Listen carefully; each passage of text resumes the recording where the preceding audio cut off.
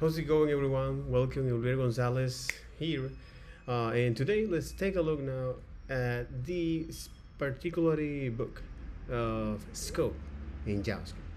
And I do find that it's quite important to understand that because it will save you a lot of trouble and a lot of debugging times and because it's the truth is effective, is time saving. So in any case, that's one of the main reasons why I'm doing this.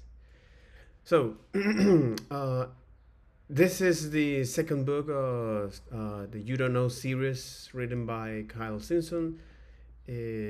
So here, the intent, or at least of this page, is to understand now what are the most important thing in programming, which is working with variables. And since the way how you do that, and you as an author, so it's important to understand how these things work. Because this underlying mechanism is something that will unlock is some patterns that allows to organize our code in order to make it way much more maintainable. So by understanding is, for example, is how JavaScript know the difference between two variables with the same name, and the other is that how JavaScript know what statements are at that part, what variable can have access at that particular statement. All of this is being handled by the set of rules known as the scope, which is something that when I look at the ECMAScript, it defines that, right? So that's what it is. ECMAScript here, on especially on the abstract operation. No, the abstract operation is the syntax directed operations, known as the scope analysis. Okay, and how now this analysis, or this particular algorithm that is going to produce, because syntax directed operations is just a fancy way to say, hey, this is a set of algorithms that are associated with the production of one or more ECMAScript grammars. Okay, ECMAScript grammars, and in this case is with the production of these ECMAScript grammars. So for example is the bound names, the declaration part is constants, declarations. So all var in top level scope. But I do find that this abstract operation that produce is an or this abstract operation, or this syntax directed operation, which is an algorithm that produces is one or more ECMAScript grammars. Okay, a production that has multiple alternative definitions will typically have a different algorithm for each alternative. So if a production, the syntax operations are involved with a parse node, and optionally other parameters by using the convention of step 1, 3, and 4 in the following algorithm. So let the status be the syntax directed operation of some non-terminal. Let some parse node be the parse of some text. Perform syntax directed operation of some parse node, and perform syntax directed operation of parse of some parse node with argument value. Unless explicitly specified otherwise, all change production content-free grammars. Change production is a production that has exactly one or non-terminal symbols, or on its right hand side along with zero more terminal But the TLDR of this is that in the scope analysis, is describing now here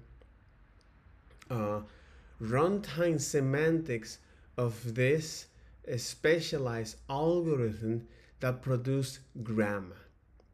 Okay? That produce ECMAScript grammars. That's interesting. So these are bound names. It's going to produce now this syntax grammar. Okay, and it is defined piece of the following production. So I just want to ask a question here to Claude and say, hey, Mr. Claude. So it is safe to say that it's safe to say based on the following sentence or paragraph, based on the following paragraph here, you got this.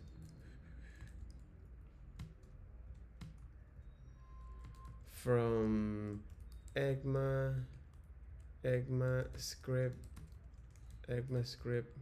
2026. Okay. Let me add a little bit of context here. Okay. Let me add here a little bit of context here.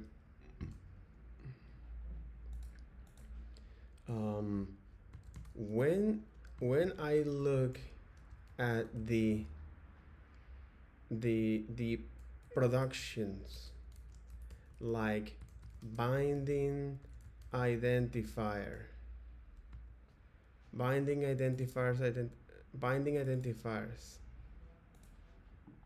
exactly. Let me actually copy all of this to tiki.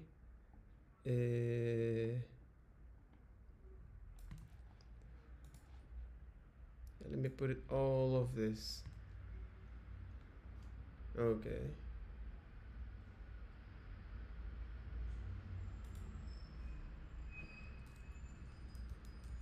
And text is interesting because if the text is too large, it's going to now paste that and add it to this.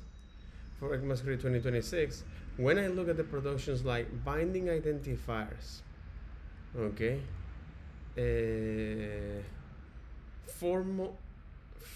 functions declaration,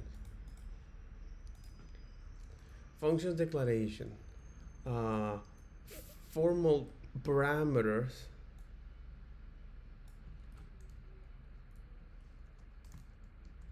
and all of the other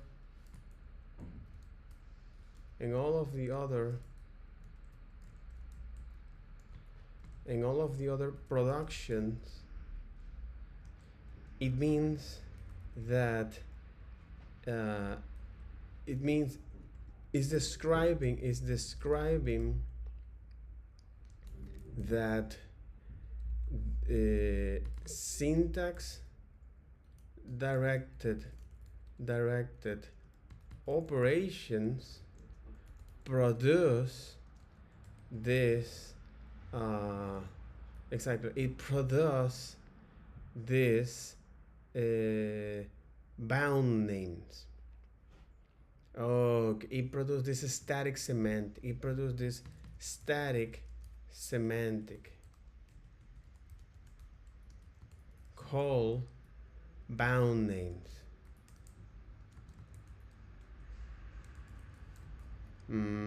It produces this, takes no arguments and returns a list of a string. It produces this static semantic called bound names, which is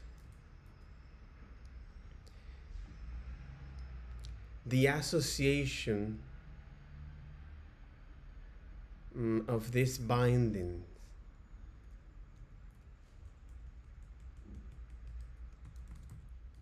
What this bound name is doing.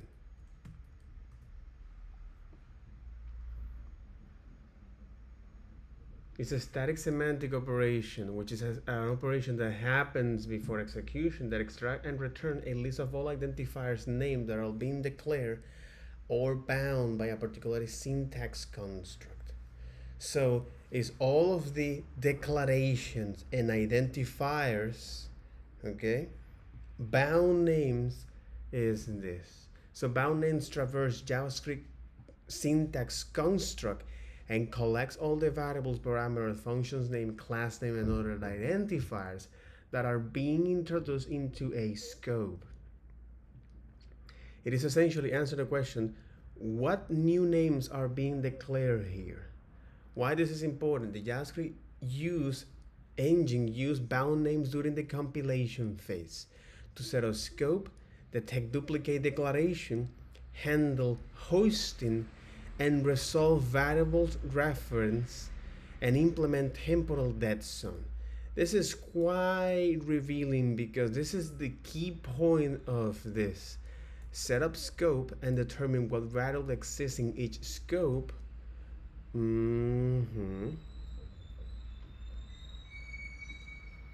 Detect duplicate declarations like declaring with the same let vol and handle hosting properly for functions and var declarations and resolve variable reference during execution and implement temporal dead zone.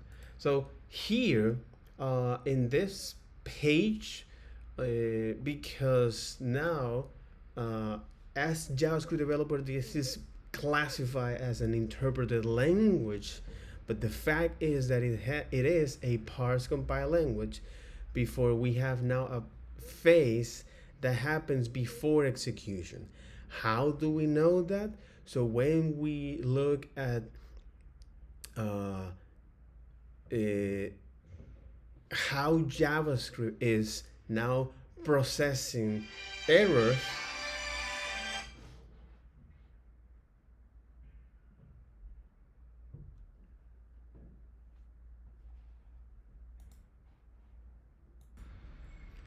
so because of this, all right, so yeah, I have an interruption in any case. But the thing here is that is this section is describing is one of the most important things of any programming which is working with variables, all right? So here we want to know is now how JavaScript particularly knows how variables can access a particular statement, and the other is how it resolves variables with the same name. Okay, so because traditionally we think that JavaScript is an interpreted language and a scripted language, but the reality is a parsing and compile language, right? Because it has a separate phase before execution begins. I'll be right back. Okay, finally, we are back. No interruption, please. So, okay, I do get. I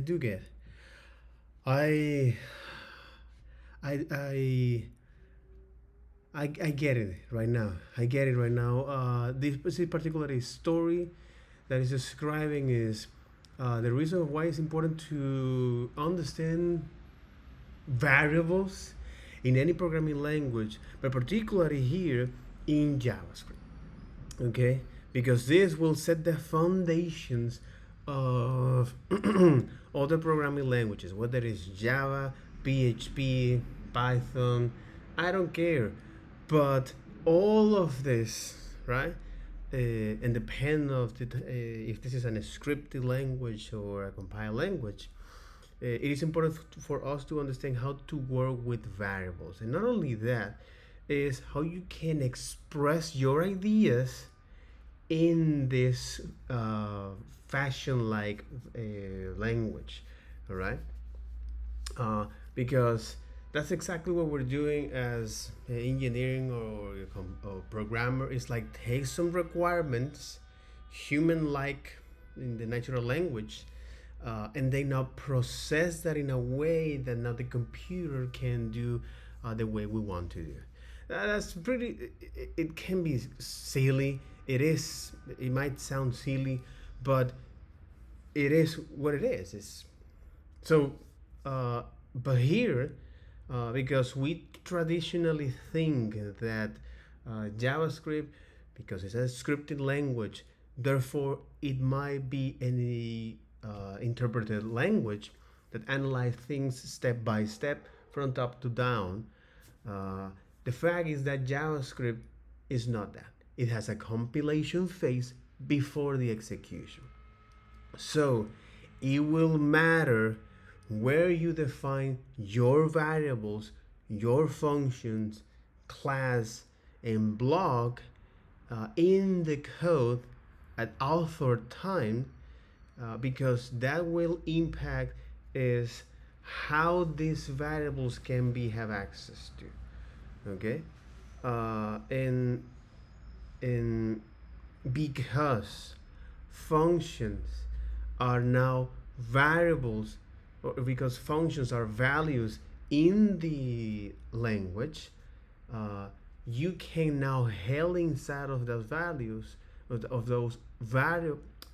You can held inside of functions variables uh, from the outer scope and continue to have access to, even if that function is now called in a different uh, uh, at, at any different times.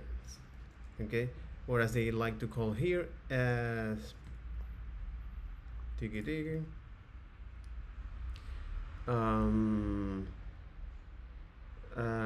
Yeah, you can call that. So you can call that because functions hold an access that they maintain the original scope. So no matter where in the program in the functions are eventually called, and this scope which govern is this rule of which govern is how these variables, which is part of the scope here, how these variables in reference are resolved. Okay, so yeah, because because this is how variables and reference are resolved. And since functions are values in JavaScript, so we can held variables inside of the function, and the scope structure won't be affected by runtime conditions. So aka you are now creating is a closure. Because they maintain the original scope, so no matter in which part of the program that was defined, this is called closures. So models are co-organizations via these functions, all right, that allows to now have access to public methods and have privileged access via closures to hidden variables and functioning in this internal scope of the model. But it all boils down is into that, and it makes a lot of sense to actually understand now not only how JavaScript functions works, but also is how variables is. So we can also take a look at other different programming language, but again, right now I want to focus is on JavaScript, and it makes a ton of sense. So the idea of this page is to understand why is this. So by looking at the compiler versus interpreter and be able to describe this, which is traditionally a compile language, is something that now takes some, or this compiling an interpreter is a set of process that a program or sort of code pass until it's transforming into a machine readable code, right? So this process that can be is either compile or interpreting in a compile language it has now, in the compiler theory, it has now this uh, three phases. You have now the tokenizing or the lexing, and the difference between tokenizing and the lexing according to this is, hey, this lexing is depend of that particular, if that particular token that is going to now, based on the text, is going to take all of these valid tokens, whether it's an identifier, a reserved keyword, an operator, a value, and it will produce is a if that is produced a particular state as well. Let me do something here. All right. Yeah, we're back. So this is talking about the compile and interpret, okay? In a way that is describing is what is this, right? Which is the process of how you transform is the source of text into machine readable code. So this particular process that it can be is compiled or interpreted in the classic compiler theory. You have now is the tokenizer and lexing, and the difference is that how that particular token is going to be processed, as they mention here, right? The lexing and the token, right? If the tokenizer were to invoke stateful parsing rules to figuring out whether A should be considered a distinct token or just part of another token. So depend of the rules here, that how the token must be considered. This is what is known as lexing. I would like to ask here. So it is safe to say that the different that to say difference between token tokenization and lexing is that how a particular token will be produced, or will, okay, how a particular token will be considered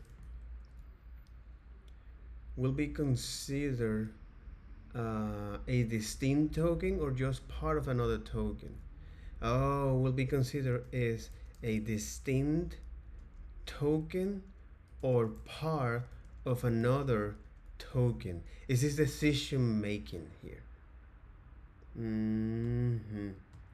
So is this decision making?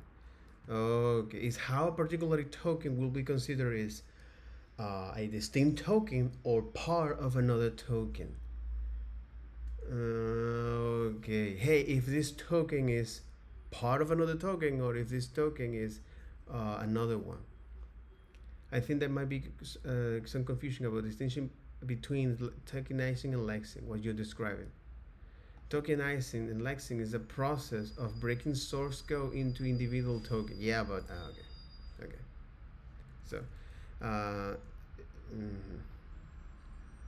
parsing decisions. Lexing is what are the individual token, breaking text into pieces, and parsing is how this token fits together, building the syntax tree. No, but okay. But I just wanted to understand is the difference here. So it is safe to say that the difference between token versus lexing is that how a particular token will be considered by the tokenizer as a distinct token or part of another token. Tokenizing and lexing are essentially the same process. This is interesting that you mention is this. Should this be tokenized? This is quite interesting here. This is quite interesting here.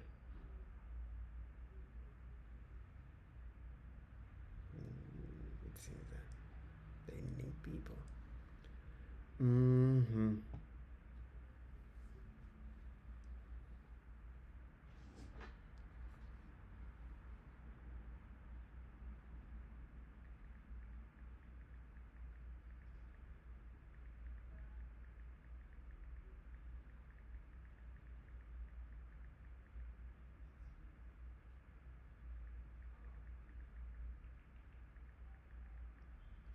Mm-hmm.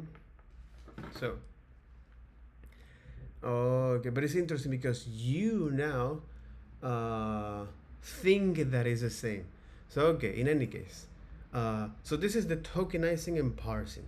So here we're just gonna take all of this from the source of text, all of these different tokens, and consider is if this is part of a token, if this is a different token, or this is part of another token, right? That will be lexing, where now the tokenizer is breaking up a character into meaningful to the language chunk called tokens. This is something that happens also in large language model, LLMs. The other is a parsing, which now once you have all of these streams of tokens, is going to convert that into internal representation for the machine known as the abstract syntax tree.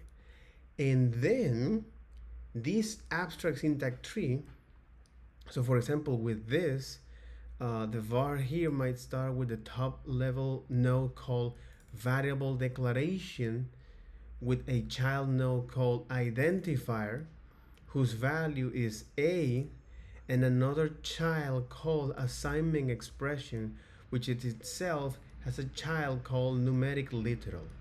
All right, so it's like, hey, you have now the var declaration that has now the which is a child node called identifier, okay, whose value is 8. You have also is another child called assignment expression, which itself has a child called numeric literal, right? And this is just to describe is at least in this. So it might start with a top level node called variable declaration. This is variable declaration with a child node called identifier that contains the value, and another child called assignment expression, which itself has a child called numeric value. Mm-hmm.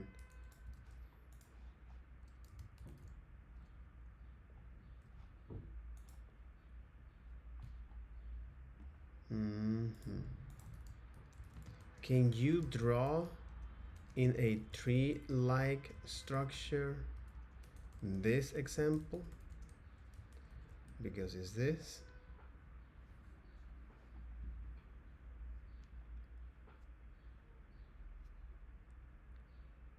Mm-hmm.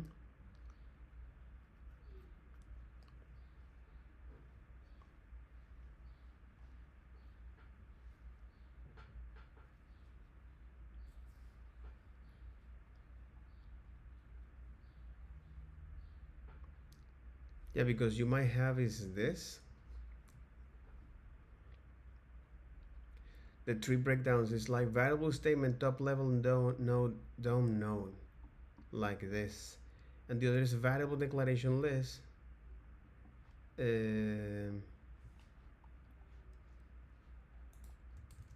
I want a graph of it. I want a graph from it.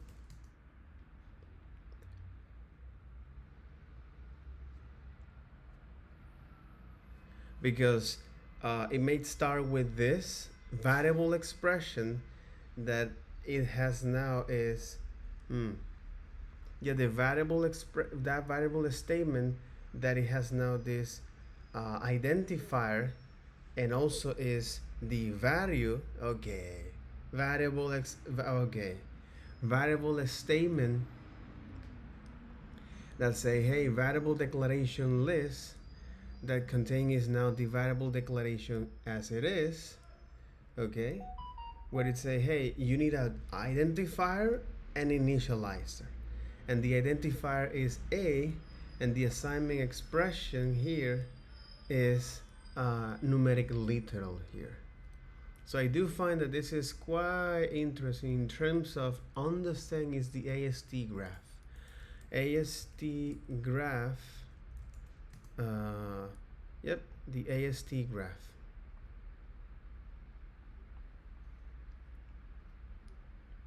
The AST graph generator, for example, graph AST. Yeah, but I don't want to go too much into that, right? It's just to briefly describe this, okay? You might wonder what AST Explorer, but this is just to describe is, okay. I think that this is a very interesting topic. So yeah, so CSS, or you have now is the JavaScript in itself, which is what we care. And look at this. But I just wanted to do something here. Say, hey, var a is equal to 2, right? Something like that. Is this assignment? It say, hey, the program start with the body that say, hey, I have a variable declaration, okay, that inside of that I have now a variable declarator, which it contains now the identifier and also another child here known as literal or identifier. So is there any way to visualize this? But this is the AST Explorer here. So this is now the internal representation. Can I JSON? Okay. High empty keys, high allocation, high methods, and out of focus. But this is how now in a JSON like objects, right? How this is going to look like, right? So it all starts with the program. This is the program, right? Start in 0 and end to 100. So you have now property to describe that. The body of this program that say, hey, this only have a variable declaration, right? That has now is a variable declarator that has either is identifier and the literal here. Interesting. Or you can say is, hey, let's go to now define is another one where you say, hey, var b, it'll be is 8 plus 8 plus 2, right? So if you take now a look at this, you have not also is that the program that starts as a node, but also it's a variable declaration and another variable declaration here. And you can have as much variable declaration as you need in this particular program. Holy hell. So in this case, you say, hey, variable declarator is now is an identifier, which is B, this binary expression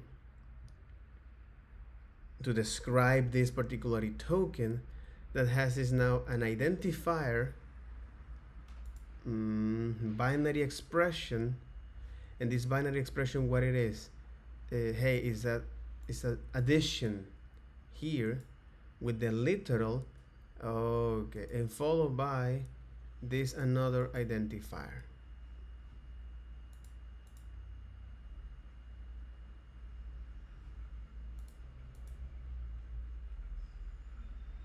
So this is the identifier followed by a literal, right? So this is now at least just briefly the case of how this is going to convert. But for our case, what we really care about is to look at broad stroke of the compiler theory, all right? And understand that because in JavaScript, uh, we're not talking about is memory management and all that kind of stuff, because what we care about is on the scope, right? And because JavaScript engine is way more complex than that, and it doesn't have any build step, okay, unlike any compiler language, so it needs to process all of this quickly, right? It doesn't have the luxury of time. So these JavaScript engines, not only that it needs to tokenize that or parse that, right? But also is to execute that in milliseconds. So because of this constraint that we have in this scripted language, that you need to tokenize this and now execute that as fast as possible, and you need is now some way to make the code quite performance. This is why we look at that JavaScript in itself, or particularly JavaScript engines.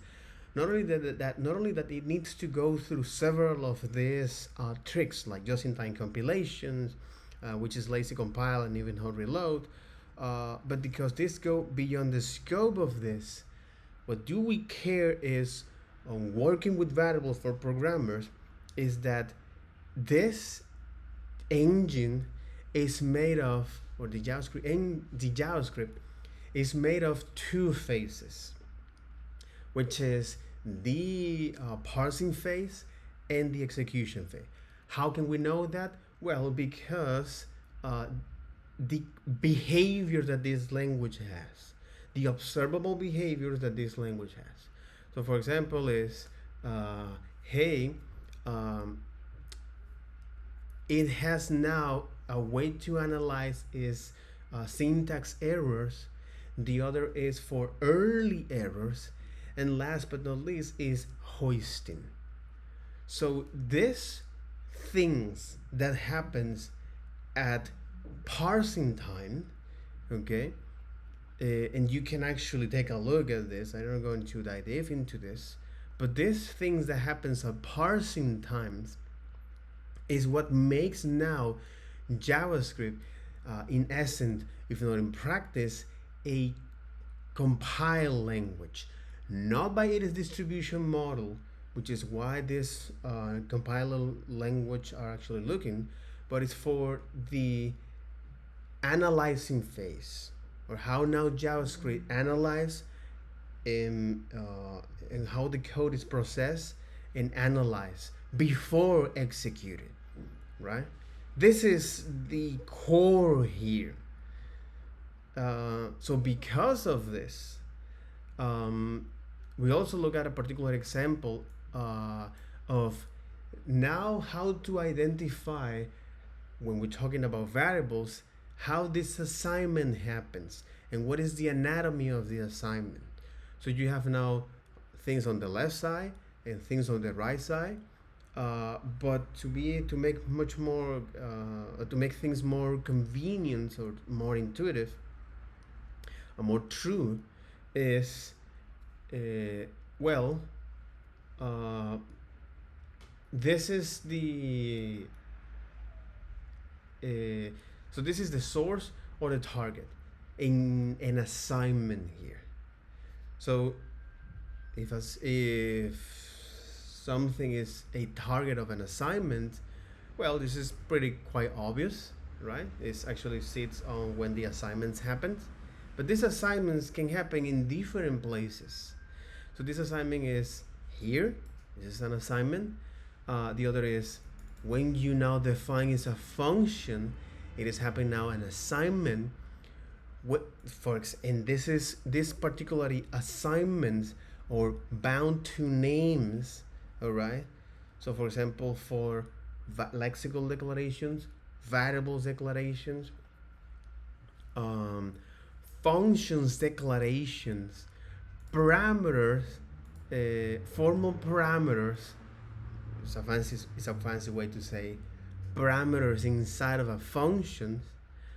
This is now how you can define is this the assignment here by putting out that value uh, and and also is so in this case whether it's for var, let, and cons functions as well, and even force declarations, you know, form declarations in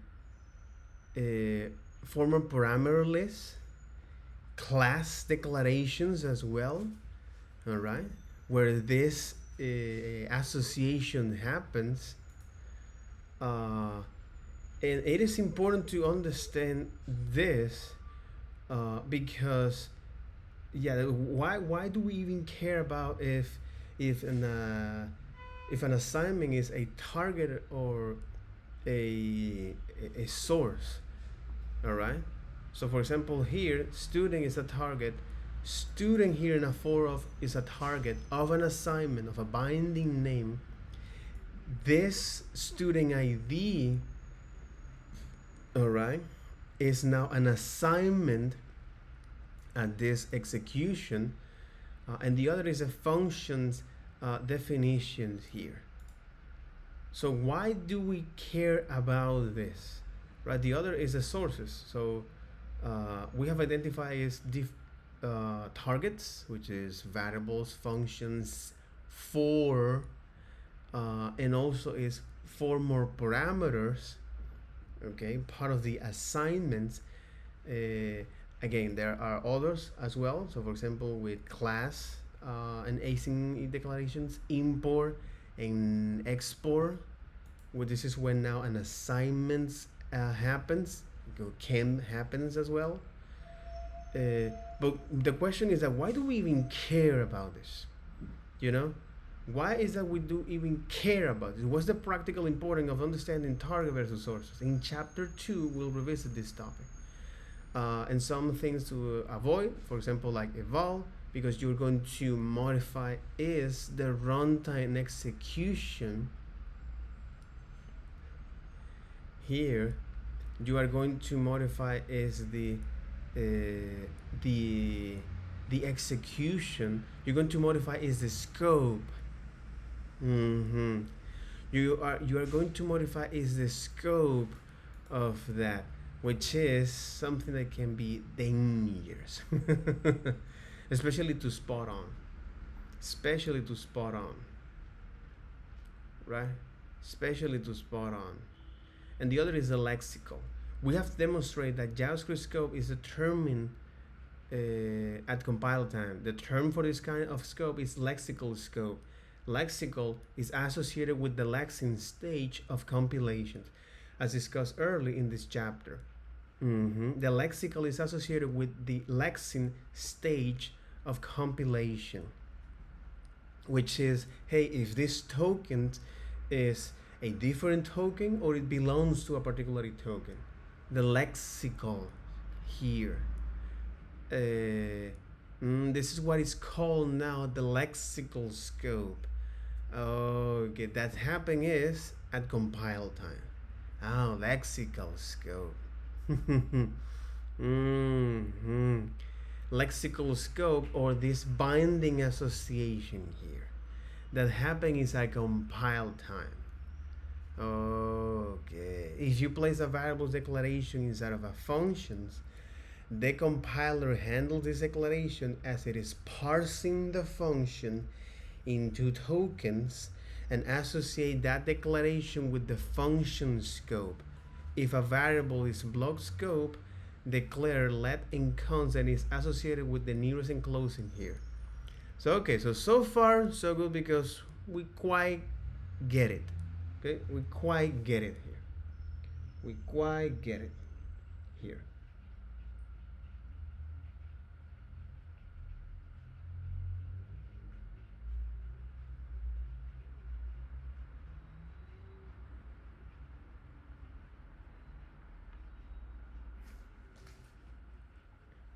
But it's quite get it. Okay. from one of the scope that are lexical available in this case. Okay, that's quite interesting. That's quite interesting. Instead of so furthermore, a reference of a target and source role for a variable must be resolved. Okay, a reference, target, or source roles for a variable must be resolved as coming from one of the scope that are lexically available to it. Otherwise, the variable is said to be undeclared, which usually results in an error. If the variable is not declared in the current scope, the next outer and closing scope will be consulted. And this process of stepping out one level of a scope nesting continues until either a matching variable declaration can be found on the global scope is reached and there is nowhere else to go. It is important to note that this compilation doesn't actually do anything in terms of reserving memory for scope and variables. None of the program has been executed yet. Exactly. None of this program has been executed yet. And this is just at the parsing or the lexical phase, which is going to transform all of these tokens and decide if this token is if this is a different token or is part of a token. So for example, var, let, cons, all of these reserved keywords is just a clearly way to see that. Okay, that's mind-bending stuff. All right, good. Absolutely. Okay. Okay. Okay. So instead compilation create a maps of the lexical scope of all of these particular tokens that lay out what the program will need while it executes. And you can think of this plan as insert code for use at runtime. As insert code that is used at runtime, which define all the scope, aka lexical environments, and register lexical environments. Lexical environments. Lexical binding, lexical declarations, lexical declarations. This is a lot of clause, has lexical declaration, lexical scope declaration, and but it mentions lexical environments. Okay, lexical declaration, lexical declare, and lexically scope declaration. That is part of the analysis here. Scope analysis. Okay, lexical scope declaration. So it takes no arguments and returns a list of parse node. Okay, hey, if this is now a statement and a statement list, a case block, case clause, case expression, default clause, label statement, label item. Okay. Label items, function statement list, class static block. Okay. Consists body, async consists body, whether it's a script or script body or a model or export declarations. This is lexically scope declarations. Okay, but again, the question remains. And they say, why do we even care about this, bro? This girl, the source and the target here, as you mentioned here. So why do we even care about the occurrence of variables identifiers? And what is the occurrence of variables identifiers, and why do we even care about is this is a target or a source of an assignment? So let's get into this. Okay, illustrating lexical scope. In chapter 1, we explore how scope is determined during a code compilation, a model called lexical scope. The term lexical refers to the first stage of compilation, lexing and parsing. To properly reason about our programs, it is important to have a solid conceptual foundation of how scope works. If we rely on guess and intuition, we might accidentally get the right answer some of the time, but many other times we are far off. This isn't a recipe for success. This is not about for this mechanical stuff. Yes, yes. But when it comes to explore now life, or to live how you should live your life, and so on and so forth, um, it is also true. You need to go things. You need to go for things that are true. You know, um, yeah, you need to go for things that are true, that are effective. So, like way back in grade school math class, getting the right answer isn't enough. Okay. Like way back in grade school math class, getting the right answer isn't enough if we don't show the correct step to get there. If we don't show the correct step to get there, we need to build accurate and helpful mental models as foundation moving forward. This chapter will illustrate scope with several metaphors. The goal here is to think about how your program is handled by the JavaScript engine in ways that more closely align with how the JavaScript engine actually works. Marbles and buckets and bubbles. Oh my. One metaphor I've found effective is understanding the scope is sorting colored marbles into buckets and of their matching colors. Imagine you come across a pile of marbles and notice that all marbles are colored red, blue, and green. Let's sort of the marble dropping one red ones into the red buckets, green into green buckets, and blue into blue buckets. After sorting, when you later need a green marble, you already know the green bucket is where to get it. In this metaphor, the marbles and variables in our programs, these buckets are scope. Okay, the buckets are scope, functions, and blocks. Scope declarations. Well, block, not only that, because there are several of this. Okay, but for this example, is way much more. So var declare, okay, but var scope declaration, here you are, bound names declaration part is constant declaration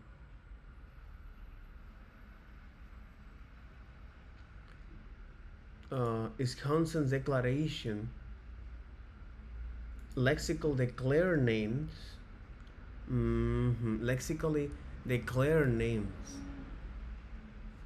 So it's say, hey, if you have a block statement, lexically declare names. Names are declared lexically. Is at this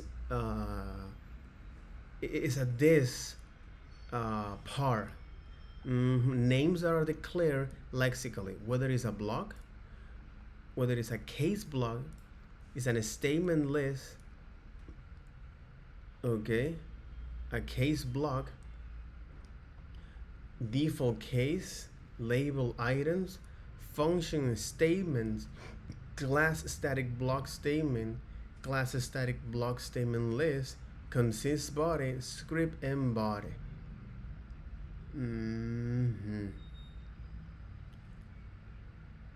Lexically declare names. And lexically declare names. Statement list and a statement list and a statement list item. Whether it's a statement list, which can be a statement list that can be is either a statement, all of this, or a declaration, okay,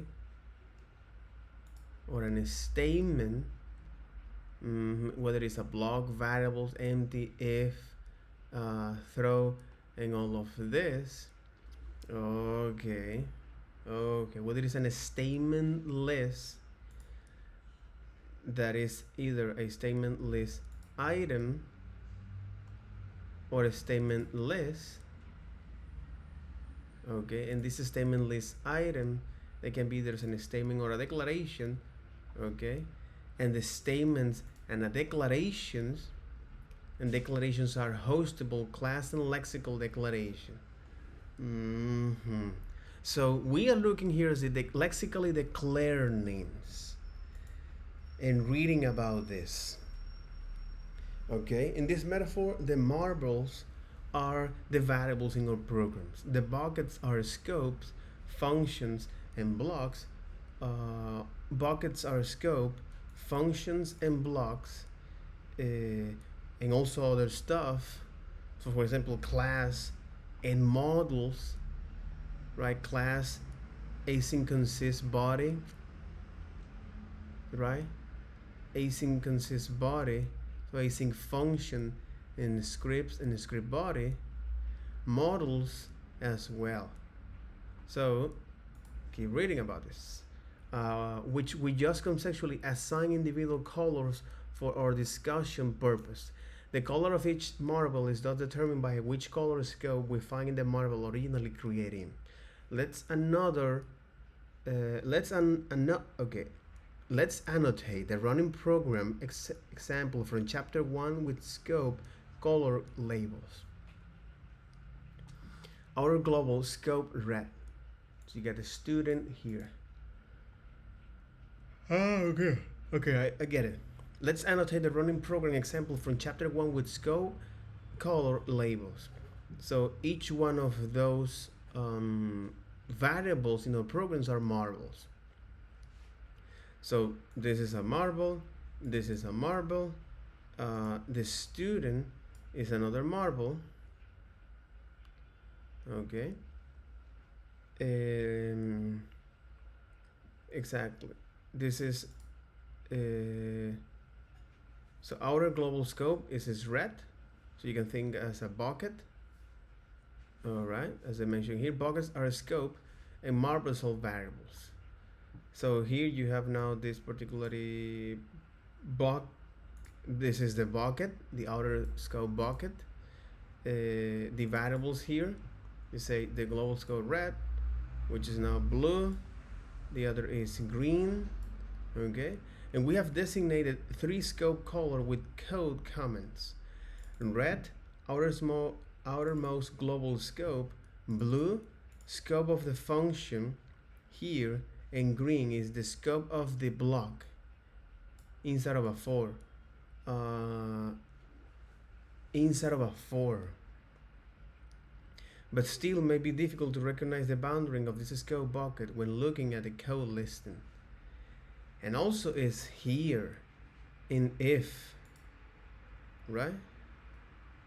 So figure 2 help visualize the boundary of the scope by drawing color bubbles, aka buckets, around this. So this is the global scope. This exactly the global scope. This now is the execution code, and then you have now this another variable that have access from the outer here, and then you can access through this and create now a block or a lexical scope, and here it doesn't, right? But you can now is create now inside is another block. All right. So figure 2 color scope bubbles is this. Bubble 1 is red, encompass the global scope, which hold 3 identifiers variable: student line 1, get student name line 8, and student and next student in line A. All of these are now assignments to this.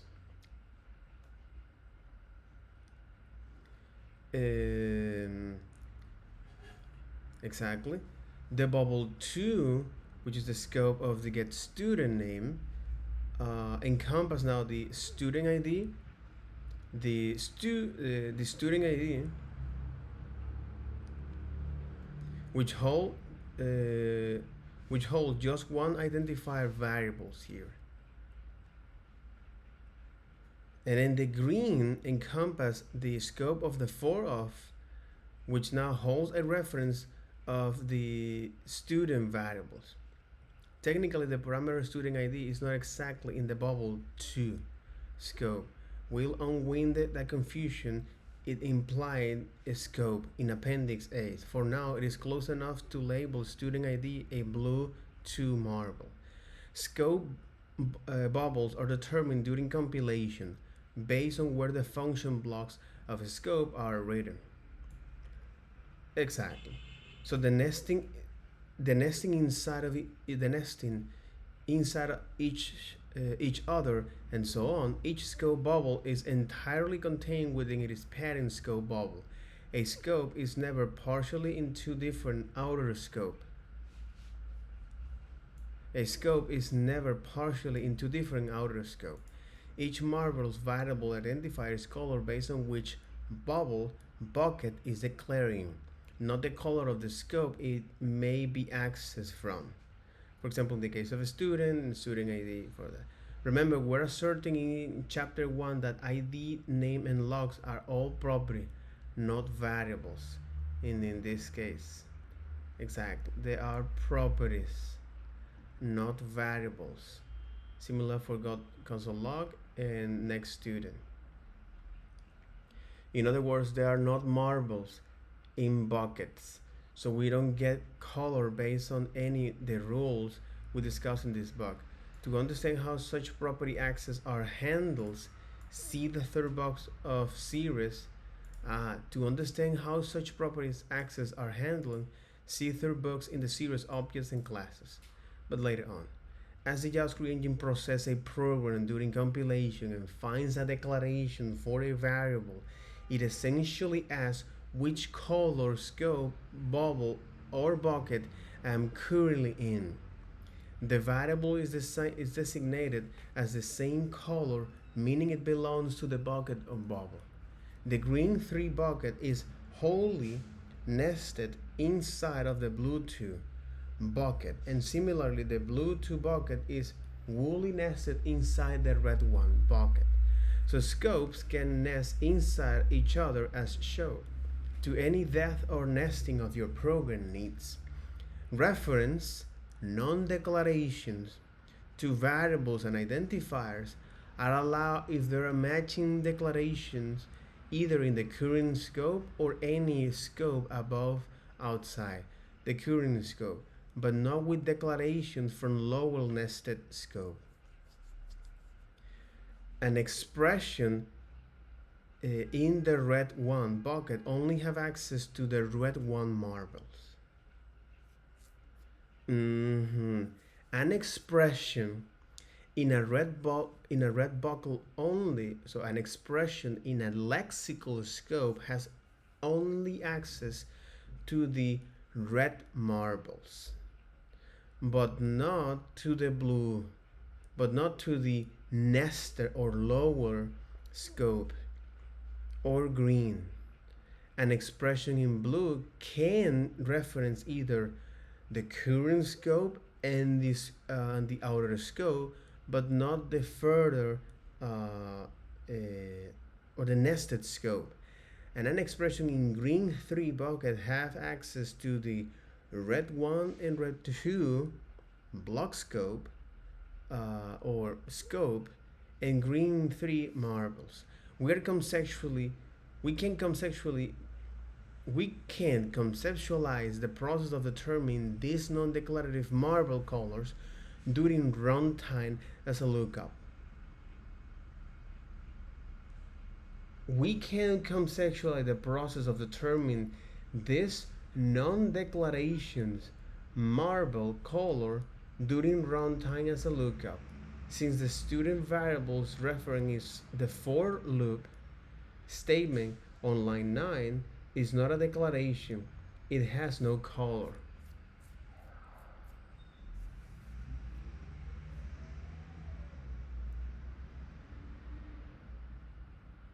It has no color. So we ask the current blue to scope bucket if it has a marble matching that name. Since it doesn't, the lookup continues with the next outer scope containing scope red1. The red1 bucket has a marble of the name student, so the loop statement students variables reference is determined to be the red1 marble. The if student.id and student.id statement online is similarly determined to the reference of the green marble named student and add the blue to marble student ID. Yeah, it's stretching the metaphor here. The JavaScript engine doesn't generally determine these marble colors during runtime. The lookup here is rhetorical device to help you understand this concept.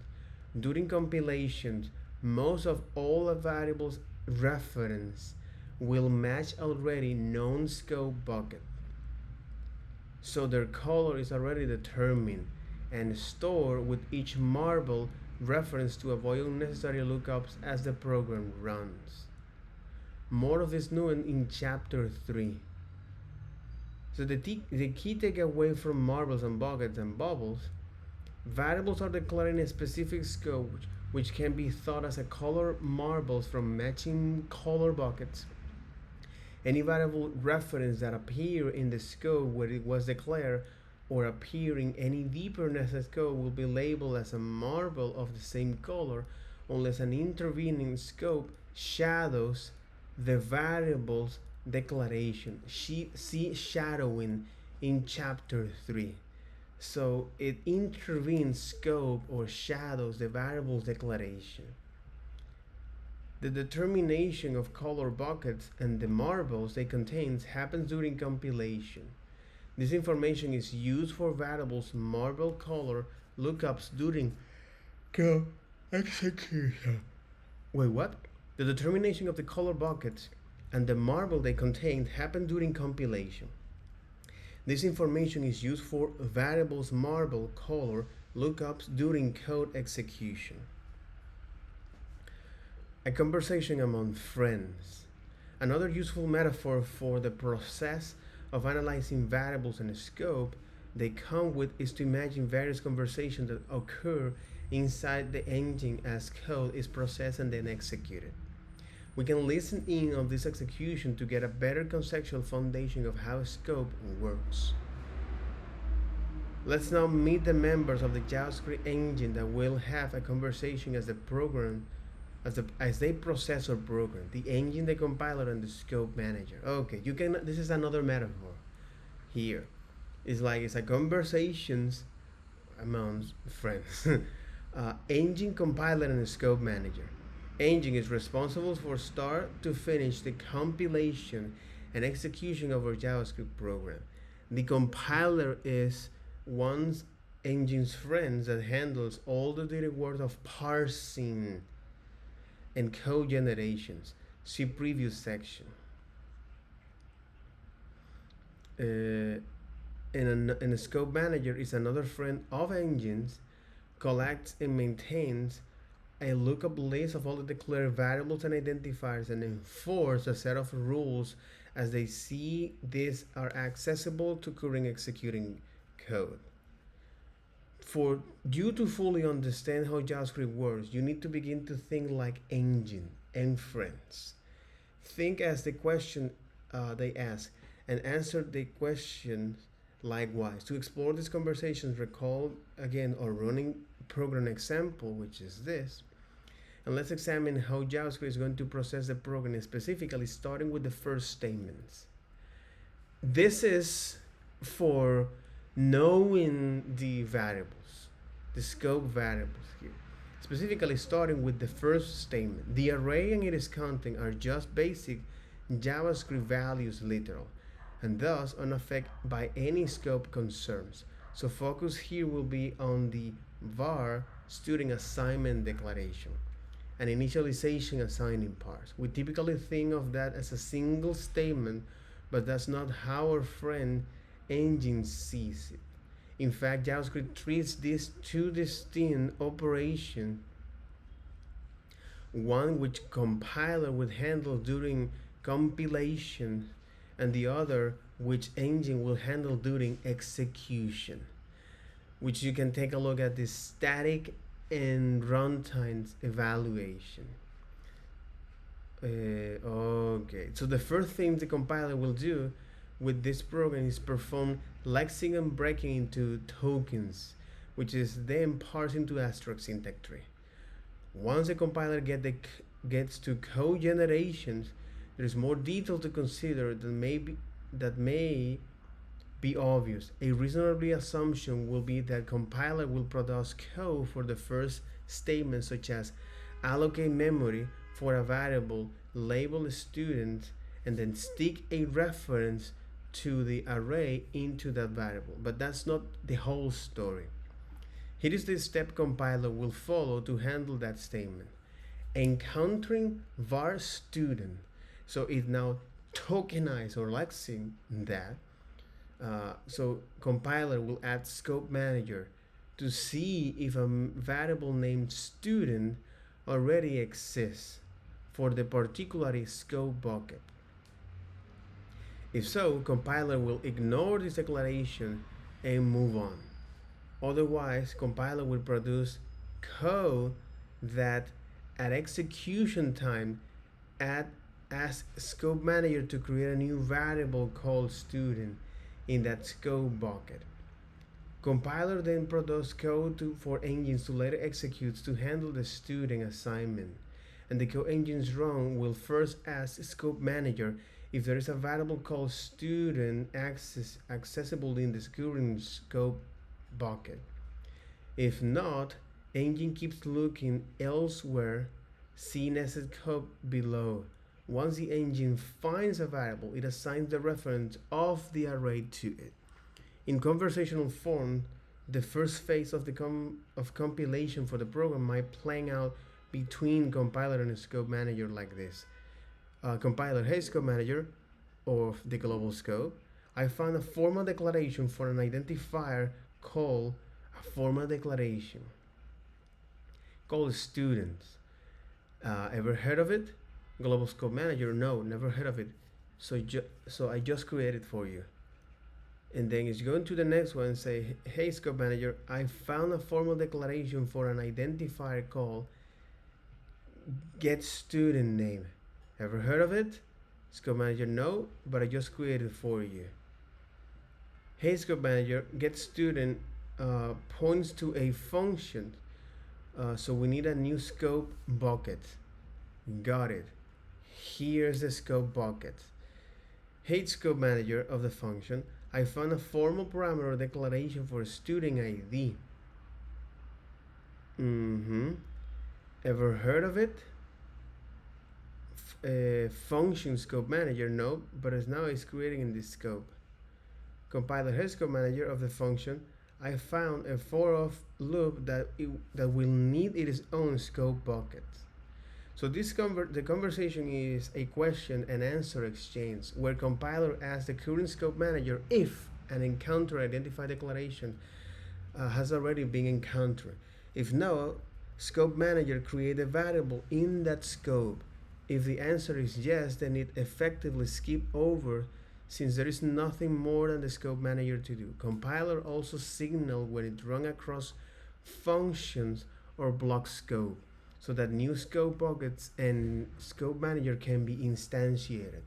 So later, when it comes to execution of the program, the conversation will shift to engine and scope manager. So when it comes to execution of the program, the conversation will shift to engine and scope manager, and it might play out like this. Engine, hey scope manager of the global scope, before we begin, can you look up the identifier get student so I can assign this functions to this? Yep, here's the variable. Hey scope manager, I found a target reference for student. Ever heard of it?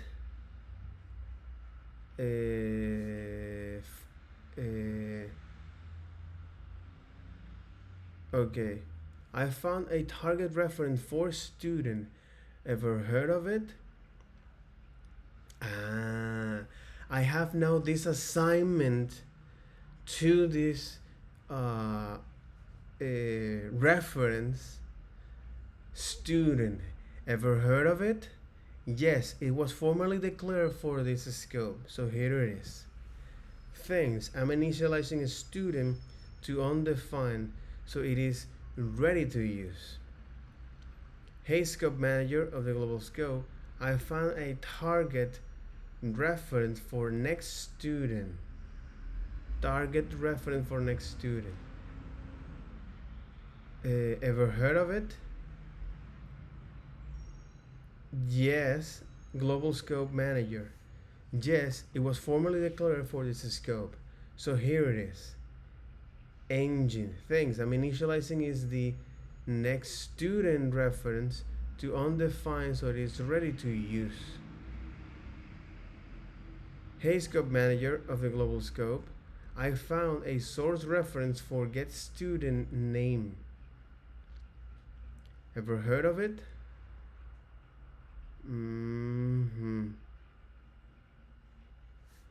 I found a target reference of the student, of the next student. Okay. Of the get student. I found a formal declaration of an identifier here. Get student. Have you heard of it? Yes. Hey, scope manager of the function, I found a formal parameter declaration for the student ID. This is now inside of the function. Exactly. Function scope manager. But this is this particularly get student name. Hey, scope manager. But this is now the compiler. And then when the execution begins, the conversation shift to the engine. And it say, hey, I get the student, let me set it to the undefined. And the global scope manager say, hey, yes, it was formally declared for this scope, so here it is. Thanks, I'm initializing next student to undefined, so it is ready to use. Hey, scope manager of the global scope, I found a source reference for get student name. Ever heard of it? Yes, it was formally declared for this scope. Here it is. Great. The value in get student is a function, so I'm going to execute it. Hey, scope manager, now we need to instantiate the function scope. This conversation is another question and answer exchange where engines first ask the current scope manager to look up the hosted get student names identifier, so as to associate the function with it. Engine that proceeds to ask the scope manager about the target reference for student and so on. To review and summarize how statement like var student is processed in two distinct steps, whether it's a compiler that is checked for the scope, set up the declaration of the scope variable since it wasn't previously declared in the current scope, and then while engine is executing, to process the assignment part of this statement, engine asks scope manager to look up the variable, initialize it to undefined, so it is ready to use, and then assign the array value to it. And then you have now the nested scope. When it comes time to execute the get student name function, engine asks for a scope manager instance for that function scope, and it will then proceed to look up the parameter student ID to assign the 73 arguments value to, and so on. The function scope for get student name is nest.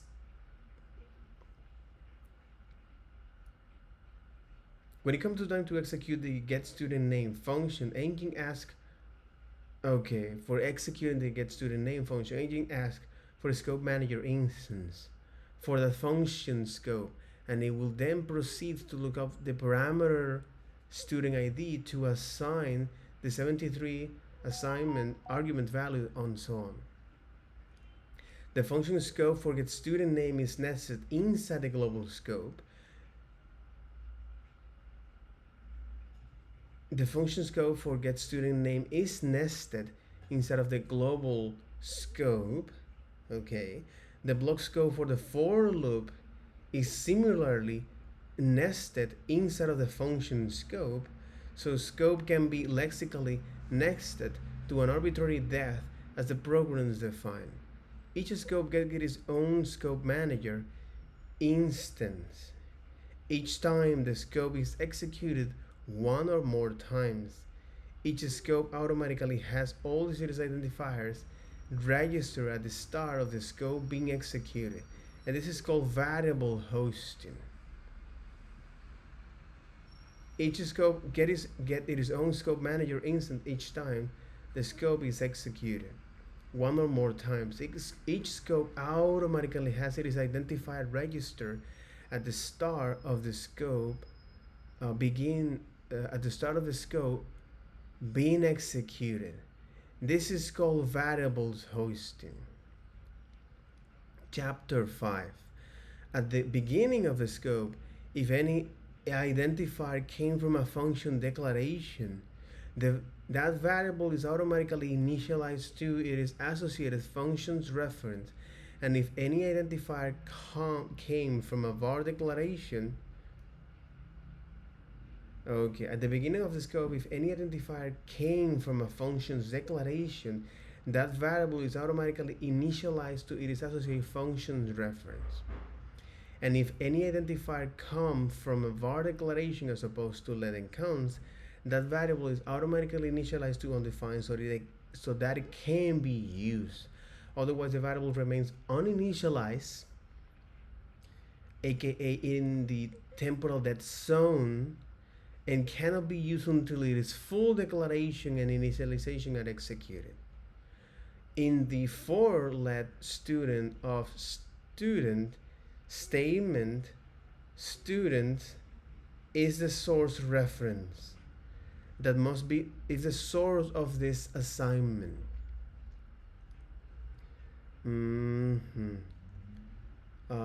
If the source of this assignment, so it's the source of this reference. But how will that lookup be handled, since the scope of the function will not find such an identifier? So it needs to start the conversation at the execution. Exactly. To explain, let's imagine that a bit of conversation playing out like this. Hey, scope manager for the function, I have a source reference for the student. Ever heard of it? No, never heard of it. Try next the outer scope. Hey, scope manager of the global scope, I have a source reference for a student. Ever heard of it? Yes, it was formally declared. Here it is. And one of the key aspects of lexical scope is that any time an identifier reference cannot be found in the current scope, the next outer scope in the nesting is consulting. That process is repeated until an answer is found or there are no more scope to consult. Lookup failures. When the engine exhausts all lexical available scope moving outwards and still cannot resolve the lookup of an identifier, an error condition then exists. However, depending on the mode of the program, strict mode or not, and the role of the variables, whether it's a target and the source, see chapter 1, okay, this error condition will be handled different. Undefined mess. Global what? And building on metaphors. So undefined mess. If the variable is a source, an unresolved identifier lookup is considered an undeclared unknown missing variable which always result in a reference error being thrown. Exactly. Hey, I couldn't find this the reference error. If a variable is a target and the code at the moment is running in a strict mode, the variable is considered undeclared and similarly throws a reference error.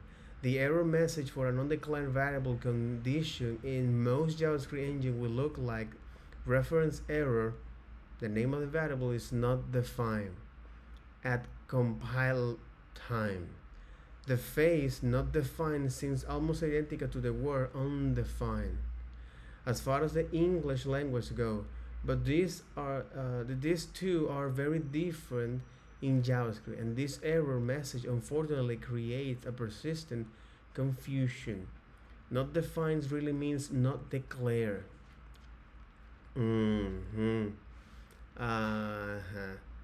Hey, this has not been declared on the scope here, or rather undeclared, as in a variable that has no matching formal declaration in any lexical available scope. Hey, this reference that you're trying to have access to, I don't have any reference in any of the lexical available scope.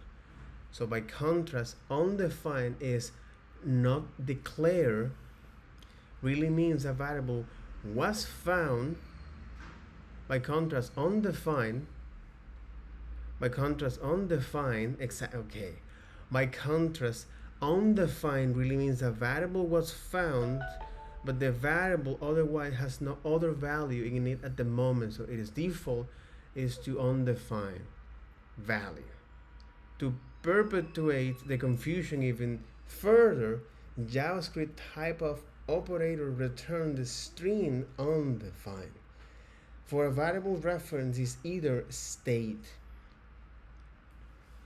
Exactly. And these two variables reference are in very different conditions, but JavaScript sure does muddy the water.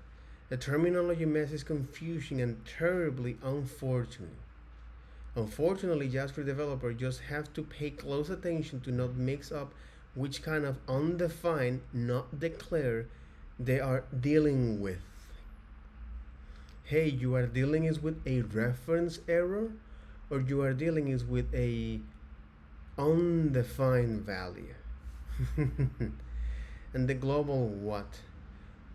If the variable is a target and a strict mode is not in effect, a confusion and surprisingly legacy behavior kicks in. The global what?